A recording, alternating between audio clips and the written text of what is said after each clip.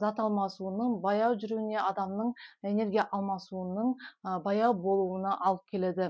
Өсімдіктен жасалған тұнбалар осы антиагрегант және антикоагулянт ретінде әсер ететін өсімдіктер бар. Мен солардан жасалған тұнбаны айтатын боламын. Бірінші, қайырлы күн достар, тәніне саулық іздеген жандар. Мен жалпы тәжірибелік дәрігер Фариза Жанғалиқызы. Бүгін сіздерге көп адамды мазалайтын және де көп адам оған мән беру керек тақырып туралы айтқым келіп тұр. Ол қанның қою болу туралы. Яғни қан қою болса қандай кері әсері бар және оның қандай жолдармен емдеу керек екенін, қандай тағамдар қолдану керек екенін айтатын боламын. Видеоның соңына дейін көріңіздер. Ал видеоны бастамас бұрын подписаться батырмасын басып, лайк қойып, комментарий жазып отырыңыздар. Ал кеттік. Бірінші, қан айналым жүйесінің қанның қандай қызметі бар, соған тоқталатын болсақ, бірінші қызметі оттегін тасымалдау болып келеді. Яғни ағза жасушаларға бізге керекті оттегіні тасымалдау. Егер де қаныңыз қою болатын болса, онда оттегі және тағамдық заттар жасушаларға, жасушалық деңгейге жай ақырындап жетеді. Және де жасушадан көмірқышқыл газын ақырындап алып шығады. Бұл өз кезегінде зат алмасуының баяу жүруіне, адамның энергия алмасуының баяу болуына алып келеді. Келесі, біздегі қанның қызметі ол тек қана оттегін тасымалдау или зат алмасу процесіне ғана қатыспайды. Ол біздегі гормондарды да тасымалдау қызметін және де нейромедиаторларды да тасымалдау қызметін атқарады. Гормондар, яғни қан қою болатын болса, онда гормондардың дисбалансы болады. Ал нейромедиатор дегеніміз, яғни ол нерв ұштарындағы екі нервтің бір-біріне байланысатын жердегі нервтердің өткізу қызметін атқарады. Яғни қаныңыз қою болатын болса да, осы нервтердің нерв импульстарын өтуі қиындауы мүмкін.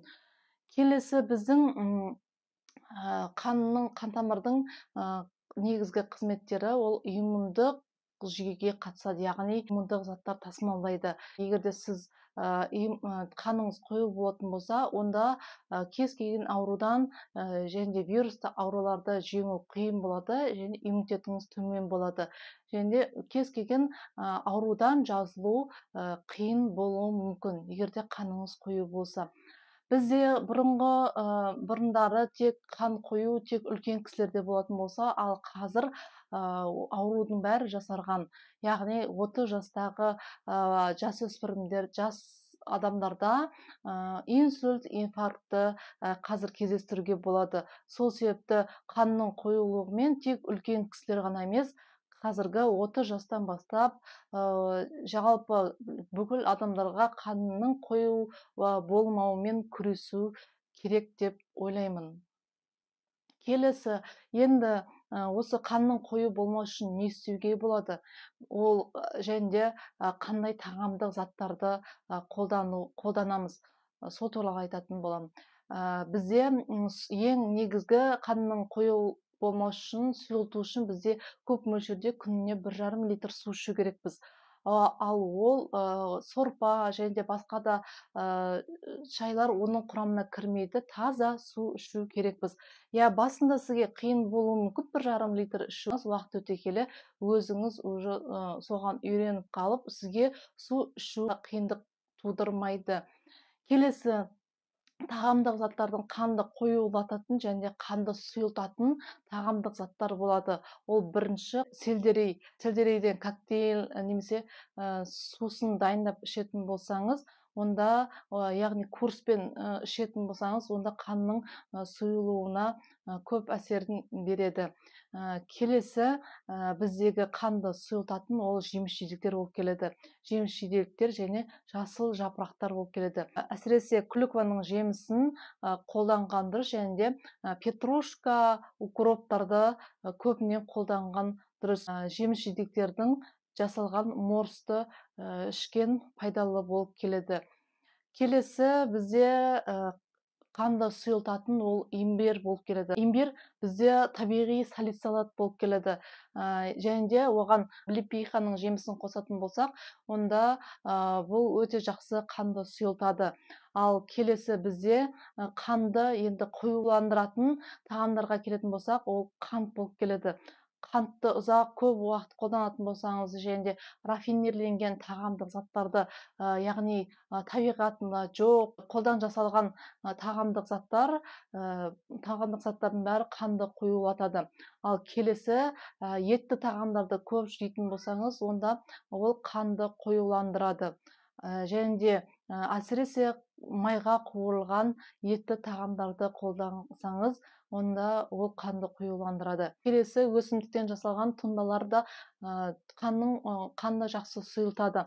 Қазіргі уақытта 50-ден асқан үлкен кісілерге қанды сұйылтатын ацетилсалициловая кислота немесе аспирин деп жатамыз. Осы аспиринді тағайындайды. Ол өз кезегінде пайдасы мен қоса зияны болады. Яғни асқазанға және де бауырға кері әсері береді. Ал кейбір өсімдіктер бар, өсімдіктен жасалған тұнбалар осы антиагрегант және де антикоагулянт ретінде әсер ететін өсімдіктер бар. Мен солардан жасалған тұнбаны айтатын боламын. Бірінші, жапырақты шабындықтан 40 грамм, таңқурай жапырағынан 20 грамм, сары тәтті бедеден 10 грамм, және де зверовой шөбінен 20 грамм аласыз. Осы арақатынаста жақсылап араластырып, таңертең бір ас қасығын 800 мл суға тұндырып қоясыз да, 1 сағат тұндырып, сүзіп алып, оны күніне 3 рет таңғы, түскі, кешкі астан 15-20 минут алдын ішіп отырасыз. Және бұны 45 күннен кем ішпеу керек, себебі ол организмде жинақталып өз эффектісін беру үшін. Келесі, біз наттокиназа дейтін дәрілік затта қанды жақсы сұйылтады. Бұны да 1,5 айдан кем ішпеу керек. Бұлардың бәрі инсульттің, инфаркттың алдын алу үшін, және де егерде инсульт, инфаркт болған болса, жағдайды жақсарту үшін қолданылады. Келесі, қанды сұйылту үшін бізді гирудотерапия деп аталады, яғни сүлікпен ем болып келеді. Ол сүлік ағзаға, адамның терісіне жабысып, сол өзімен 140-қа жақын ферменттерді және дәрілік заттарды қанға бөледі. Соның нәтижесінде қанды сұйылтады. Бірақ бұнымен де дәрігермен кеңесіп, қандай да бір қарсы көрсеткіші бар ма, жоқ па, өзіңізде біліп, кейін қолданған дұрыс. Бірақ бұның да сүліктінде ағзаға пайдасы бар. Келесі, ішімдік, темекі тарту және кейбір дәрілік заттар қанның қоюлануына қатты әсер етеді. Ол диуретиктер, соның ішінде фуросемид, фурошпирон секілді дәрілер, зарайдағыш дәрілік заттар, бұлар ағзадағы суды шығарып, соның нәтижесінде қанның қоюлануына алып келеді. Және бұны ұзақ уақыт қолданатын адамдар осы мен айтқанға мән беру керек. Ол қанның қоюлануына алып келуі мүмкін. Келесі дәрілік зат, ол ұрықтандыруға қарсы дәрілік заттар. Олар қанның қоюлануына алып келуі мүмкін. Сол себепті бұны мұқият қабылдаған дұрыс.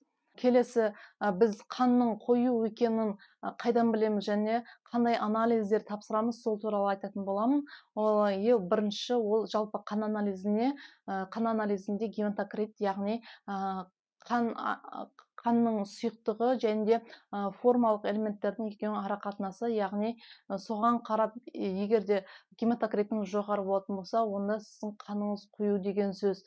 Және де келесі анализ коагулограмма арқылы сіздің қаныңыз қою екенін анықтауға болады. Сол себепті арнайы мамандарға барып, анализ тапсырып, сол арқылы өзіңіздің қаныңыз қою немесе қою емес екенін анықтауға болады. Ал келесі, қанның қоюлануына лимфалық жүйенің де әсері бар. Және де мен осы тақырыпқа байланысты арнайы видео түсірген болатынмын. Сол видеоны қарап, қай жағдайда қалай әсер ететінін көрсеңіз болады.